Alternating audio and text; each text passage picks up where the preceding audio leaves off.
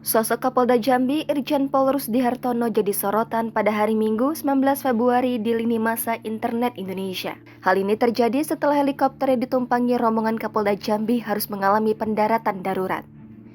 Ditemui terpisah di Stadion Utama Gelora Bung Karno, Senayan, Jakarta Minggu malam, Kapolri Jenderal Listio Sigit Prabowo membenarkan kabar tersebut.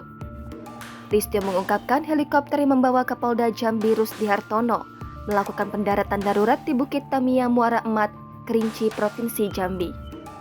Terkait alasan terjadinya kejadian tersebut, Listio mendapatkan informasi bahwa faktor cuaca jadi penyebab utama. Selain cuaca yang buruk, kabut juga melanda jalur penerbangan helikopter itu, sehingga jarak pandang terbatas. Meski demikian, Kapolri memastikan 8 orang penumpang helikopter itu selamat. Kapolri mengatakan bahwa mereka telah mengetahui lokasi pendaratan darurat dan telah mengirim tim untuk melakukan evakuasi.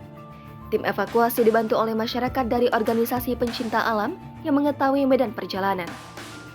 Kapolri menjelaskan bahwa evakuasi akan dilakukan dengan menggunakan helikopter atau jalur darat, tergantung pada kondisi medan perjalanan. Tim evakuasi telah berada sekitar 3 hingga 4 km dari lokasi pendaratan darurat, tetapi perjalanan memakan waktu karena wilayahnya berbukit. Kapolri menyatakan Kapolda dan para jajarannya selamat. 8 orang berada di dalam helikopter, terdiri dari 3 awak helikopter dan 5 anggota dari Polda Jambi.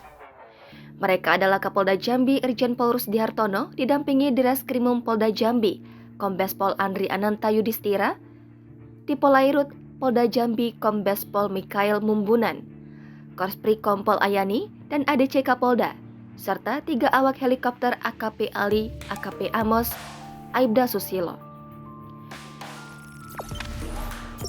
Jangan lupa subscribe, share, komen, dan like ya.